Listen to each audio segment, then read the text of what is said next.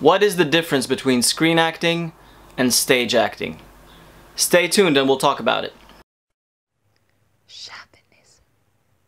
Hi everyone, my name is Yaron Shavit and welcome to Shavinism. If you're new to the channel, this channel has two separate videos. So Monday is more discussion topics and other YouTube related things, and Thursday is comedy and characters, so you can check those out as well. Just before I delve into the topic, a little bit about myself. I'm an actor. I'm a graduate of Nisan Nativ Acting School in Israel, which is a leading acting school in Israel, and then I went and did a postgrad at the Bristol Old Vic in the UK, mainly to do classical studies and Shakespeare and that sort of thing. Career-wise, I start off by doing mainly theater. I did some shows in Israel, and then I went to do children's plays, and then I did some sort of off-West End shows, and I went to Toronto with a show. And recently, in the last year, I've gotten more TV roles, which you can check in my IMDb page down below.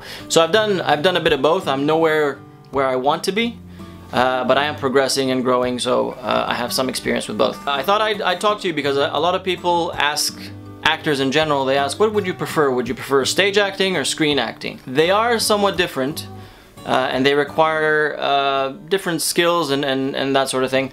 So I thought I'd discuss it a little bit, so I sort of divided into topics. So let's get into that. Okay, so technique. Both industries require something very different. And I'll start with film. Is the art of making it small. Making everything small and natural. If you do, every tiny thing you do in film is magnified because the camera is this close. This is the lens, right? So if I do this, or if I blink, or if I move my eyes, or if I do big movements, a lot of directors say don't move your head as much. Can you do that without moving your head? Can you do that without blinking? Can you do that, don't do this with your forehead or the eyebrows, or everything that you do that wouldn't even be noticeable in the theater is something that's very important in film. It sounds simple to be natural, but it's actually very, very hard, because when you have a camera on you and you're very aware and you're trying to convey an emotion, then all the things that the little habits that you have in life are magnified, and they tend to be done a lot more. And to just keep a neutral face and do very little is very difficult. And I think it was Ben Kingsley in Schindler's List that said that he always wanted another take, and Spielberg said to him, I'm willing to do another take, but only if you do less. That sort of sums it up. It's the art of doing less. And especially for theater trained actors, that's something that's very hard to perfect, because they're used to doing big things to large theaters, or that's how they were trained anyway, and then they have to go smaller and smaller and smaller and smaller and realize that they're talking to something that's framed like this, and there's a boom microphone right here. They don't have to shout, they don't have to do anything, they just have to be to get that perfect shot.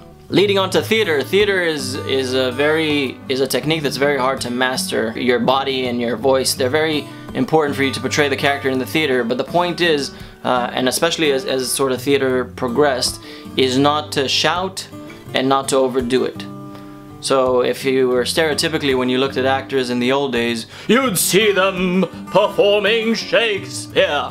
That stereotype, and it become natural, but you still have to maintain that level of voice that goes all the way. If you're in a 5,000 seater, your voice has to project to the last row, but you still have to maintain some sort of organic behavior. And it's not shouting, it's just sort of projecting in a way that still maintains the neutrality. At the end of the day, it's about controlling your voice, and that's why acting school is so important. You have to establish that technique and control your voice and your body. The other thing that I want to just point out is the fact that I think that your body work is important on screen and TV, just in a very different way. On screen, small movements are big, but if you take your look down, and if you're speaking all of a sudden like this, then it's a very different emotion or character you're conveying. And in theater, you'll have to do the same, except it'll be much bigger. So the look down will have to be a full head, and if you want to turn away from someone, you have to do a full turn, and the gesture means a lot. So where you're pointing to, where your arms go, that's all very important in the theater. So first of all, the art versus the industry. Film acting is much more about industry. There's a lot of editing involved. There's a lot of people around the production. So there's obviously the actors, but aside that, there's, you know, the sound guy, the editor, the director, and everyone puts their own input. It's more about synthesizing a second, making that perfect second that is captivating. In the theater, I think that most of the emphasis is on the actor, and they have a lot of control of the end result. They're the ones driving the story forward. And in film, that's not necessarily the case. You're there, you're hired to do a job, you have no control of the final result, you don't know how it will be edited. You know, they'll add music, they may cut you in the editing room, you may not even appear in the final result in extreme cases, but there's very little control for the actor. Obviously, the visual aspect is much more important on screen. So if you film well, if you look good, it's a much more visual and commercialized product. And that brings me to the second point, which is typecasting. The accent that you are, your height, even the color of your hair. So all these things contribute to what you can portray, and especially when you're a small role. Because when you're a big role, they'll make a lot of decisions that aren't necessarily supportive of the story. So if they'll do Exodus, they may cast people who don't look Egyptian at all, even though they're supposed to be Egyptian. Obviously, you know, Christian Bale will bring people in, as opposed to, let's say, a Middle Eastern actor. And those are the things that have to be sort of taken into consideration with the big roles. But with the small roles, it's mainly what you look like, what you sound like, and assuming that you can sort of, you know, play at a natural level and you're not, you know, too big or something, then you have a good chance of getting that role. In theater, I think they'll take a lot more risks. First of all, because theater is such an industry that there's not a lot of budget for small roles, so if someone can play the character well, and I mean, they do make some decisions based on rating, you know, they will bring a celebrity to play Hamlet at the West End, but as a general, they're a lot more open to seeing new roles. The National Theatre will sell tickets, no matter who they hire, if the show is good. So they want the best person for that specific role. That favors the people who are diverse and can play a lot of different characters. Of course, still, you're always yourself. There's always someone that's suitable. You'll always get a different performance from different actors. If you choose Jack Nicholson or you choose Morgan Freeman, you're not gonna get the same movie, nor will you get the same show in the theater. And the question is what the director wants to see and what his vision of the movie is. Even if you go with same genres, if you take Jim Carrey and you take Ben Stiller, let's say, you know, the director might favor one or the other based on how he wants to portray that comedy. So here's the topic you've all been waiting for. You want to know about money. So as you might imagine, there's a lot more money in film and TV. If you're doing a theater play, and even if you play for, I don't know, 1,000 people every night, it only reaches a limited number of people. You have to do so many performances to cover big salaries. Equity rate for a production, for a basic production, is around the £400 a week, which is just about living wage in London. It's nothing too fancy. And that means a lot of times that actors will make a sacrifice to do the theater play because no one pays them for the time they're not in the theater. So they may do a run for 3 months, but then they're out of a job. No one's waited for them with a job when they're done. That makes it really difficult a lot of times for actors to keep going. That's why a lot of actors quit, I think. So even if they're relatively successful or, you know, somewhat successful in the theater, they still find it very hard to support themselves. In cinema, obviously the rates are much higher, so you can get in a day or 2 days or 3 days on set, you can get sort of a monthly salary as in the theater. Because it works very differently. You basically get a basic fee, which is your day's work, which is usually sort of between £300 to £400, and then you get a buyout. So they're basically paying you to use whatever they filmed for whatever purposes they need for perpetuity.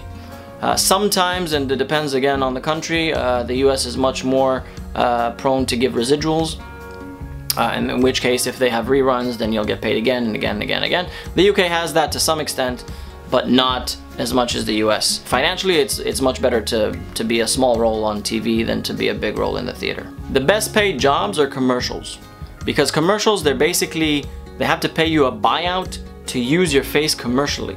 And that means that it can be, you know, 2, 3, 5 grand for a day's work. And sometimes, if you're really lucky, you get a commercial which is aired worldwide, or it's aired, you know, Champions League or something like that. And then they have to pay the buyout for each country. So they'll go 3 grand for the UK, 2,000 for France, 1.5 for Belgium, blah blah blah blah blah, and so it goes on, and that adds up, and you can end with 30, 50, 50k, sometimes 100k. Sometimes I've heard cases of people banking $500,000. So imagine that you're an unknown actor with $500,000 in the bank. I think that's I think you can compete with that. And the odd thing is, it has very little to do with how well you act. If they think that your face can sell that product, then it's like winning the lottery in a sense. But it is as hard as winning the lottery. So everyone wants to do commercial because, and the agents especially a lot of times, because they, you know, they bank a coupon. If they get 10 to 20%, you know, and the commercial is 100k, they just got 10 to 20 grand just, you know, by you getting the role. Everyone wants to be in it, and the higher the rates of the commercial, the more people will be submitted, and then the director has to eventually make a call between the thousands of submissions that they received. So it is very hard to get it, but if someone gets it, then that can change their life. So now for the million-dollar question, literally, which would I prefer? If it's film or theater, how would you prefer, how do you see your career? Would you prefer to be the artist, or would you want to be famous? But famous has a negative connotation, so we can exchange that for the word recognition. So do I want recognition for the work that I do, or do I want, you know, my art to be the core of what I do? In an ideal world, of course, there would be a, you know, it would be symbiotic and they would both work together, and they do to some extent. I want to get recognition for the work that I do, and in that sense I need film and TV, because even if I do a small role on film and TV, that could be seen by 50 million people, and I could work day in day out for, you know, in a theater production in a 100-seater, and it will be seen by, if we have a full house every night, by 3,000 people. So you can't really compare them both. But I think at this stage in my career I want to do more in film and TV, because I want to get established. I want to be an established actor who lives solely off acting. I've always said that I want to go back to the theater. I'll always want to go back to the theater. I have ideas in my head to write a show for myself. What I would want, regardless if it's cinema or theater, is I want to have some impact on the projects that I do. Because right now I'm in a position where, more or less, whatever they ask me to do, to an extent, if they pay me, I'll do it. And it's not a great position to be in, that you say I'll do anything. I want to do, you know, profound roles. I see myself as an artist. I see myself as someone who has something to say, and I want to have an impact on what I say. And right now I don't have that influence.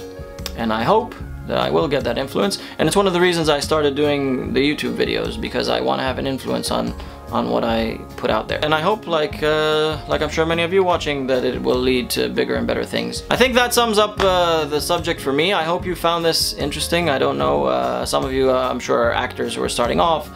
Some of you probably know about this more than me, and some of you don't know that much about it, and I hope it's sort of given you a little window into our world. Thank you very much for watching. I'll see you on Thursday with something else. Have a good one, guys.